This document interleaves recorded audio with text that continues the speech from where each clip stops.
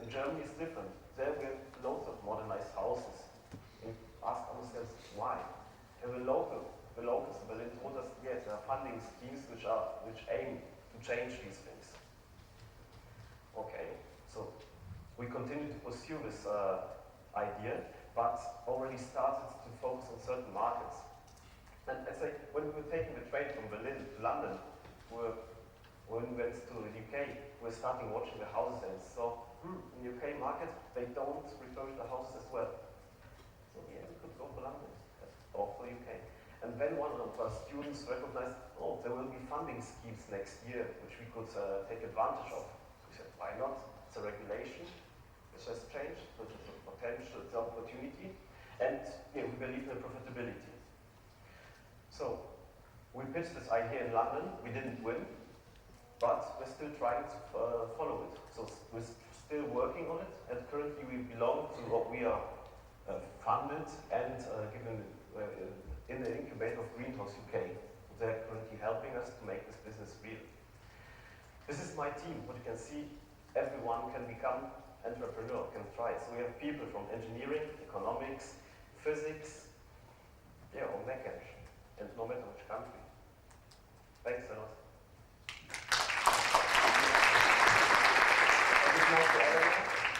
Continue. Thank you very much, Chris. So Chris is part of our Fellows Program. He's a PhD student, so he's just done the contextual learning journey, but he'll stay part of Climate-KIC for 3 years. We'll give him inspirational lectures, we'll give him support, and his project in his PhD is within Climate-KIC Innovation. So, you've heard a little bit about the contextual learning journey. Are you convinced that it makes entrepreneurs? Oh, okay, maybe not quite convinced. So, we did do this as a pilot 1 year earlier, and 1 year ago we had Stephen on the program. So let's hear what Stephen's done, and has he kept going? Stephen. Okay, yeah, I'll try to get more people to respond to you. I hope so.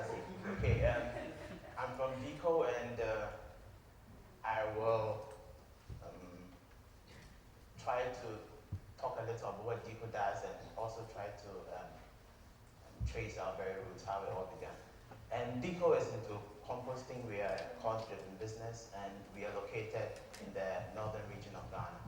And we are also proud to be winners of the SEED Award of 2010. And I'll try to talk a little about what we do actually. And so come along with me and let's go to Ghana. And actually, I will introduce you to Awudu. Awudu is a farmer, a small-scale farmer in the northern region of Ghana, and he faces the problem of land degradation. So what's really the problem? And it's an issue of the soil, and the soil is very porous, and therefore the nutrients leach away, and they are not fertile. It leads to poor yield, and therefore Awudu faces the problem of food insecurity. Let's keep this picture in our memory, and let's leave Awudu here and continue to what DECO is doing to help Awudu. And what we are doing is composting, nothing really different, something different but nothing really new. But what we're doing is adding a business twist to it, and we are composting all biodegradable waste that we can get, and more importantly for us is municipal waste. And we are converting it through a windrow composting, a very low-tech, very scalable, very transferable technology. And we are getting a very high quality, ready-to-use organic fertilizer, which we are selling back to farmers through a very organized marketing system. So this is what DECO does. But that's not all. As a social business, we have other social objectives. And as you can see, environmental objectives is very obvious, but we also want to create jobs and create other sorts of livelihood for the farmers, especially the unemployed ones. And also provide in the long term some climate benefits, and hopefully in the years to come we can offset some carbon also. So this is basically what we are doing, and I'll present to you the people who are behind DECO. As you can see, we are quite multicultural, very multidisciplinary, and we are also very young and passionate entrepreneurs, social entrepreneurs, and we are working behind the scenes with the support of a lot of other companies and development partners and we are operational in the northern region of Ghana and helping farmers improve their yields and improve their livelihood. But how did it all begin? It started in the May of 2010 in the first Climate-KIC summer school, and these 5 students got in, and well, they came in boxed in technocrats, but they went through a transforming phase, and this is all what the summer school is about. And it took 6 weeks of a journey that started from Paris through London, ending up in Zurich, and we had kind of a very humble beginning. The business idea started in the lecture room. It started in sitting on grasses and talking about the problems and how we could solve it. It took a lot of lectures, countless hours of coaching, and countless talks from people in practice. Then we also found a lot of balance. The journey was not all about books and education. It was working hard, obviously, on the business idea, but also learning to also enjoy the whole journey. There was a judgment day, as we all expect, probably one day, and we had a lot of feedback. I put this slide here because a lot of the feedback we got from the judges actually shaped our business idea and made it very productive. For us as a team, and personally for my team members, I think that the summer school was a transforming moment. It has inspired a lot of change in us. It has inspired us to be more productive and to think further. And for me personally, I think it's inspired a lot of professional change. It's changed the way we think, the way we want to live our lives as social entrepreneurs. And because of the summer school, and because DICO is not just a business plan today, it's an active operational social business, we can promise our good friend, I will do that. His situation probably will not remain like this, but hopefully in the years to come, this is what we want our good situation to be. So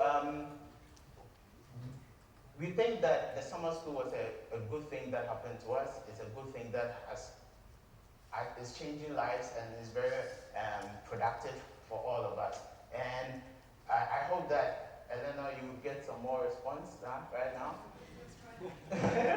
So what do you think? Probably next year, if anybody who wants to join the summer school, probably next year, yeah. Yeah? Okay, audience, take a deep breath. Have we convinced you now?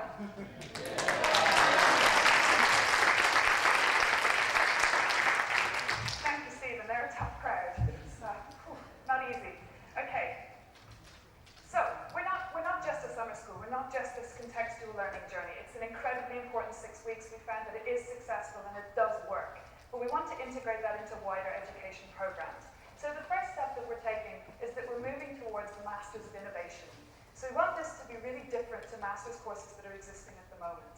We start with a fairly traditional year that we're calling the knowledge year. So this is the idea that students need to come from lots of different backgrounds in order to mix them together to make these multidisciplinary teams to tackle the multidisciplinary challenge that is climate change. So in the knowledge year, students can be in business, they can be in chemistry, in engineering, in any sort of normal master's first year. In the second year is where it gets different. And we start with contextualized innovation training. So of course the first part of that is the contextual learning journey. We've just heard about it, it works, it's going to stay in there. And then after that, students will have continued mobility. If they've formed a team across Europe, they're going to be able to continue to move, to work with that team, and to really develop their idea. We'll put them in contact with our partners, and we'll get our partner industries to stimulate them with problems, and to put challenges to these students that they can really work on. And those challenges hopefully will take them into the climate innovation part. So they can either do quite a traditional project, it might be quite science-based, or they can do something entirely new. They can take a challenge, they can turn it into a business idea, and this business idea, gaining a patent or actually developing a new technology, will fall in place of their master's thesis. So they will achieve something and also actually become an entrepreneur. It will no longer clash with their studies, it will be part of their studies. So we think that this is really important. We don't want them to stop, so after they've gone through our master's course, we want them to go on, and we want them to do PhDs. So a continuation of the climate innovation research, that they're continuing to work, they're continuing to make prototypes and to really push their business forward with support and with help from Climate-KIC. Of course, what we're really aiming towards is taking over the whole of the big bad world. We don't really want Climate-KIC to just be a small entity on its own. We want it to be out there. We want it to be everything. We want to fully infiltrate. So for this, we've got a number of educational products that we're working on. So we have our scholars that we've spoken about. We hope that some of those scholars will go on and become fellows. They'll be our PhD students, looking into the box. What's in the box? Nobody knows. Hopefully, it's climate innovation.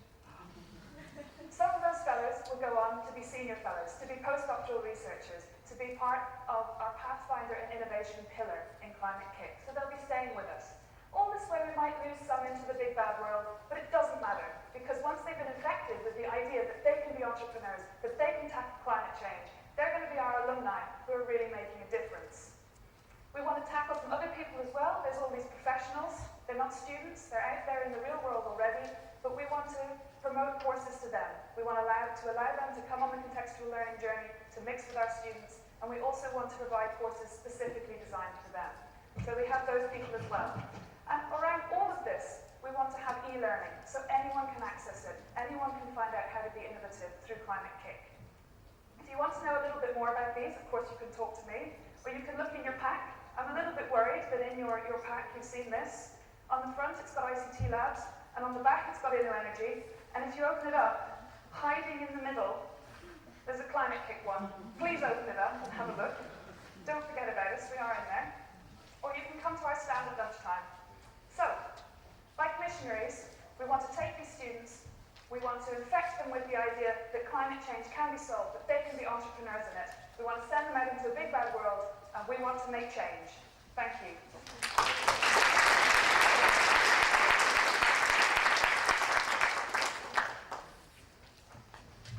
So thank you very much. And so I'd like to welcome Hannu on stage. Hannu is the education director for the ICT labs. Okay.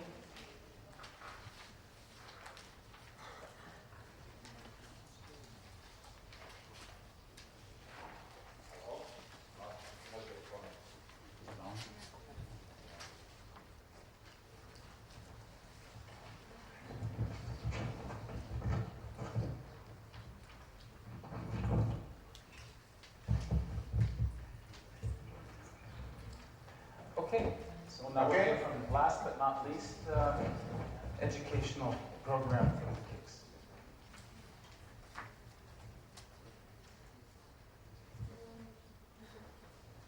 Good afternoon, ladies and gentlemen.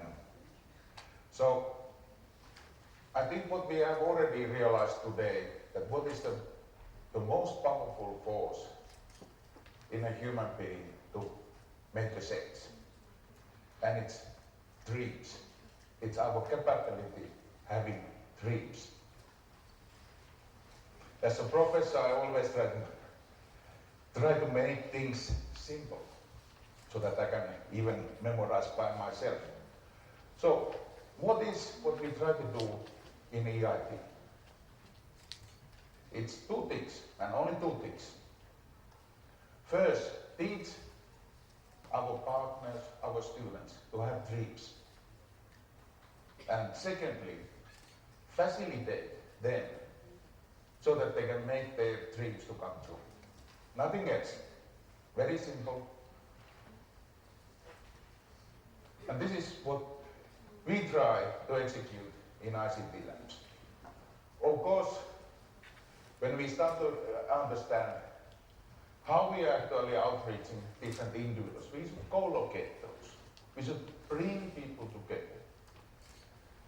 And we perhaps can even co-locate our people, our students, to our what we call co-location centers, which we have created.